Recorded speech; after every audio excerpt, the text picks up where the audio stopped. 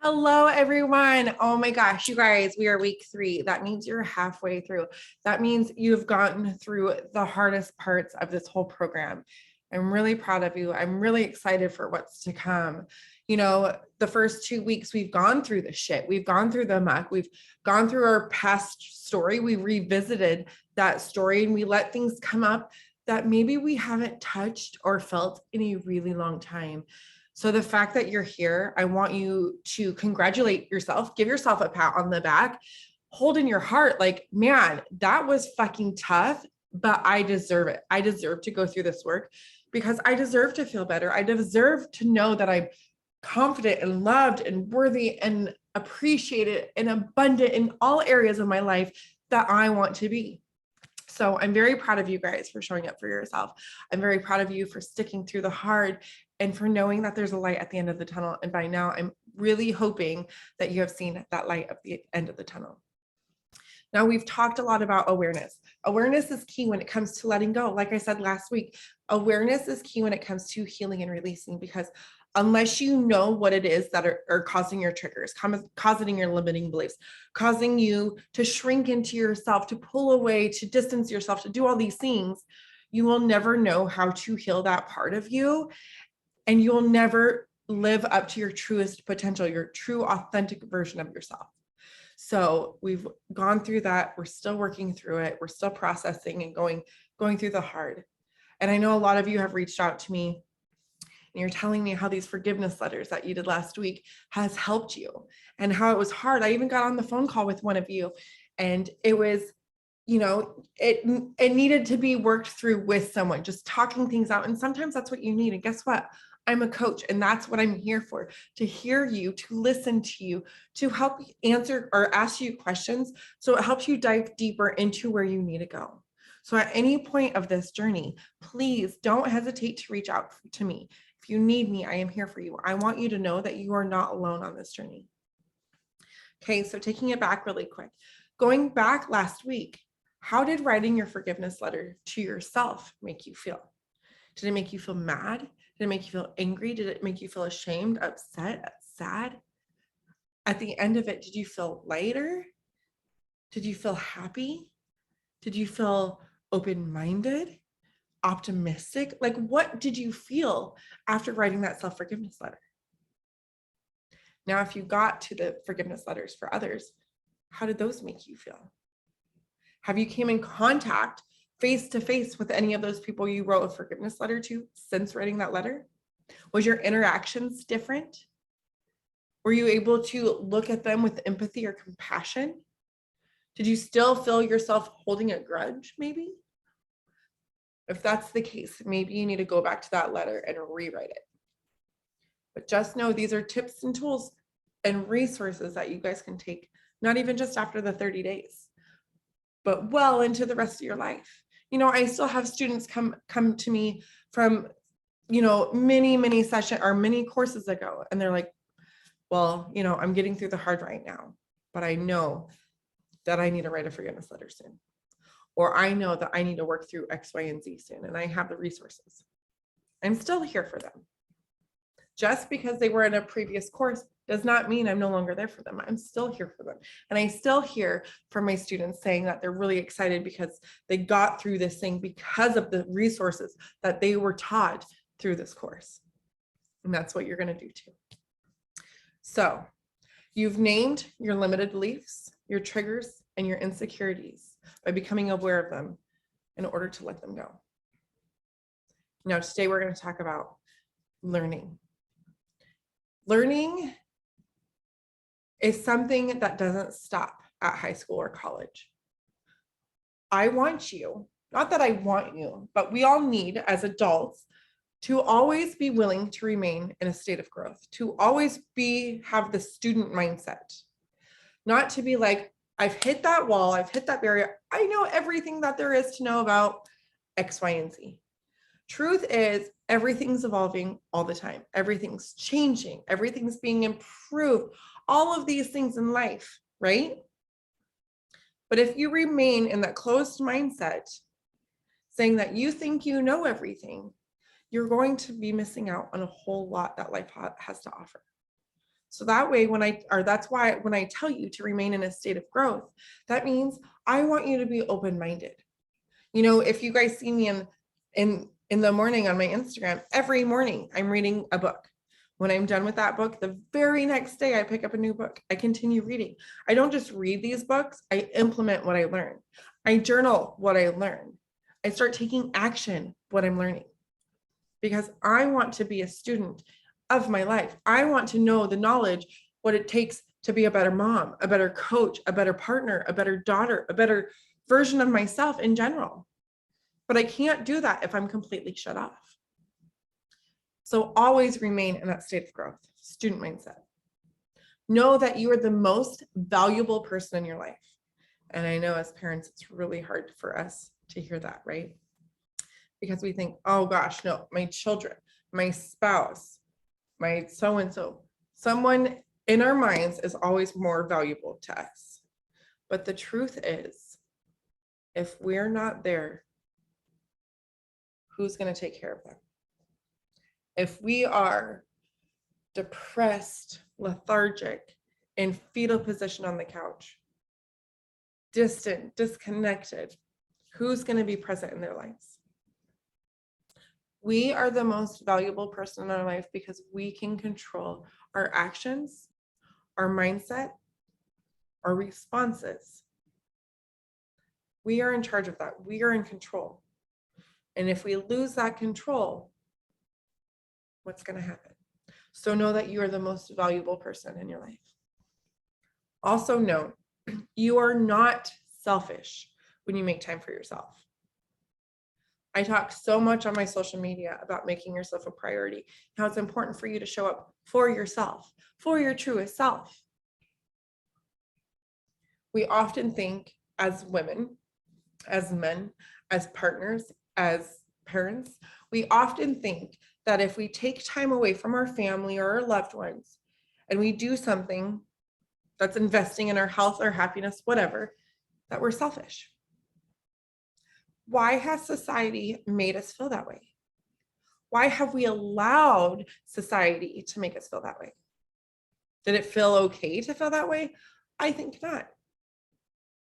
So when you think, am I being selfish for waking up at 5 a.m. and pouring into myself with my mindset and my personal development and my meditation and my prayers and all these things? Absolutely not.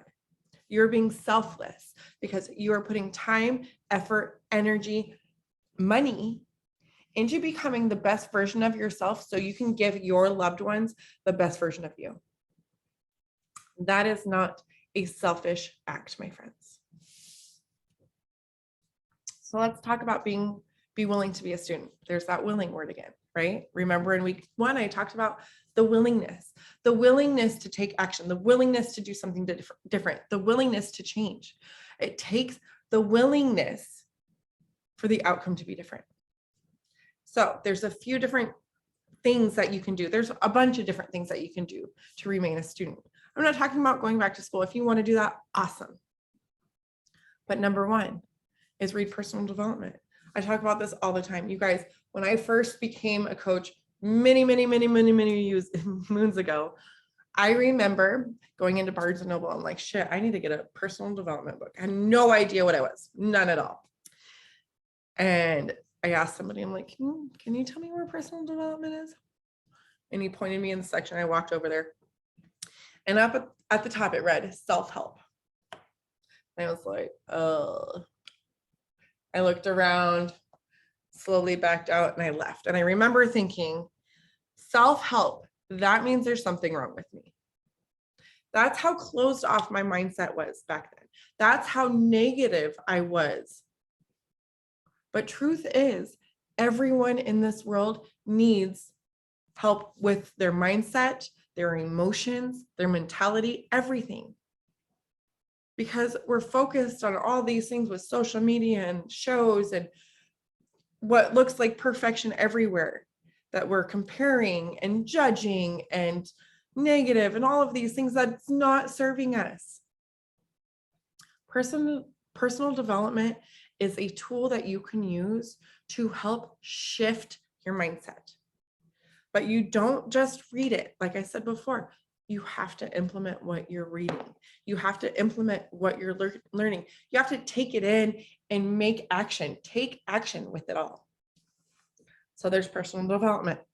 There's podcasts. There's tons of different podcasts that you can go to your podcast app and type in a topic, and you'll see numerous different ones pop up. I'm sure you can go on your social media right now, whether it's your Instagram or your Facebook, and ask people suggestions for their favorite podcasts. Favorite podcasts based on confidence. Favorite podcasts based on parenting. Favorite podcasts based on weight loss. You'll get a handful of suggestions. These are great when you're commuting to work, when you're taking a bath, when you're folding laundry, when you're doing dishes. There's so many different areas of your day where you can squeeze in a little bit extra. Number 3 is take a course. What you guys decided to do right now. Take a course. Learn from somebody who's been through it with you. Just like you, go through, learn from somebody who's gone through the muck, went through the trenches, done the work to get to where they want to be. Learn from someone who went through it so you don't feel alone, because we all know what it's like to do things on our own. We don't get nearly where we want to be by doing that. And then oftentimes we allow ourselves to give up on ourselves because there's no accountability. So take a course. There's classes. You could do cooking classes, crochet classes. You could do anything. There's all these communities that have different classes and resources and things that you can do to make yourself feel more you, something that brings you joy that you can get better at, a skill. You can always become a greater version of yourself, which leads me to the last topic of this week. Optimistic. Being optimistic is a choice. Being pessimistic is a choice. People say, I'm not pessimistic, I'm a realist. That's bullshit. To me, if you have a negative mindset, if you are not solution oriented, you're not a realist, you're a pessimist. Being optimistic is not you wearing rose-colored glasses. It's you choosing to see the silver lining. It's you choosing to see the good in any situation. It's you choosing to see a solution through the problem. Number 1, how to be optimistic. We talked about this last week. Transforming from negative to positive. Anytime, this is not a journal prompt for you this week, but this is an activity that I want you consciously be aware of every single day. Anytime that you find yourself saying a negative thought, whether it's internal or external, whether you're saying it to yourself or saying it out loud, anytime that you find yourself saying a negative thought, I want you to replace it with a positive. Could be anything. Could be something so small to something ginormous. But pay attention, because the more you do, the more self-aware you are, the more you're able to change those habits. Number 2, compliments. When was the last time you accepted a compliment? Like you fully accepted a compliment? What I'm saying is this, you're probably like, well, I accept them all the time. Bullshit. I'm going to call bullshit. Humor me for a minute. So you're out with your friends and someone's like, girl, I love your coat. That's super cute. And you're like, oh yeah, I got it at Target. It was on sale. Thanks so much. You are not accepting that compliment. When you accept a compliment, you smile and say, thank you. The chances of you not believing what they said are high because your subconscious has been telling you these negative thoughts for so long that you're still working through those thoughts that your subconscious is pumping out. So when someone says, hey, you look great today, oh, I'm really tired.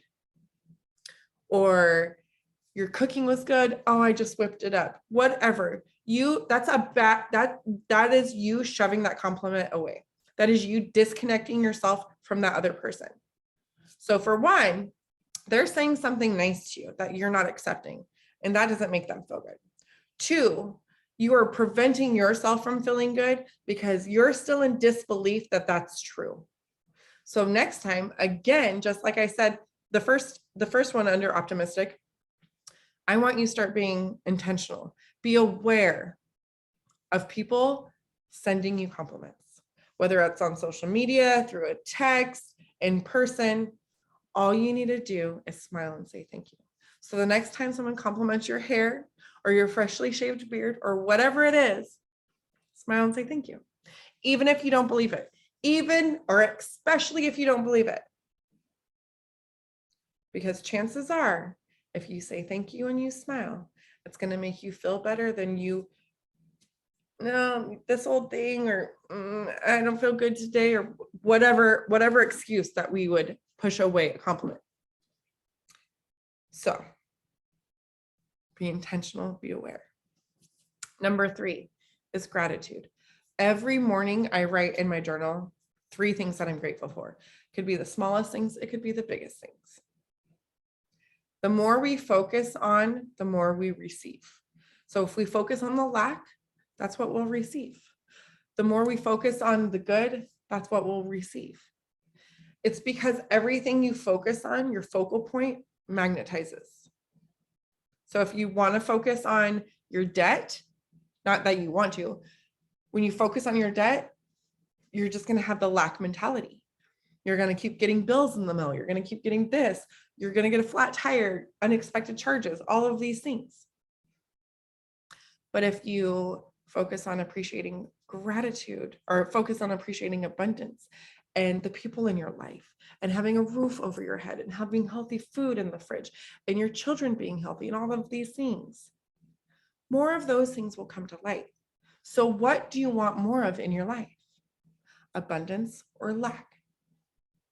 One little trick that me and my son do every morning on our way to school, we also say what we're grateful for. I mean, it's always three things, because you don't want to have too many, because you don't want to get overwhelmed, and you don't want to have too little. So 3 things. You could pick as many as you want. Every morning, I ask Gage, what are you grateful for today? He'll say, I get to see my friends. It's almost Friday. I did really well in tennis yesterday, whatever. I'm like, those are great things to be grateful for. I never correct him. If you're asking someone else, never correct their gratitude, because you don't want to minimize what they're grateful for. The same thing with yourself. What are you grateful for today? This is going to be your journal prompt. So right now, after this call, I want you to write down, I am grateful for. And I want you to list as many things as you can in 15 minutes that you are grateful for. 15 minutes. That could be a long time. That could be not enough time. But this way you can get your mind starting to open up and expanding all that you truly have in your life. Even if shit's not going well, even if you're getting non-sufficient funds in the bank, even if you're fighting with your husband, even if you're losing your job, even if whatever, you still have things in your life to be grateful for. So we're switching our focus.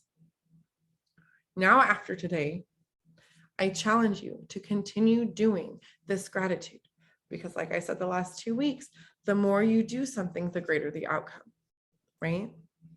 So this week's journal prompt is, I am grateful for, and you're going to spend 15 minutes writing out all the things that you're grateful for. And then every day after that, maybe set aside 5 minutes, put a timer on your alarm, or put an alarm on your phone for 5 minutes, and spend 5 minutes writing all the things you're grateful for. Maybe you're going to write 3 things you're grateful for. Maybe you're going to write 5. Every day, express gratitude for all that you have. All right, guys, I'm here for you if you need me. Otherwise, I will see you guys all next week.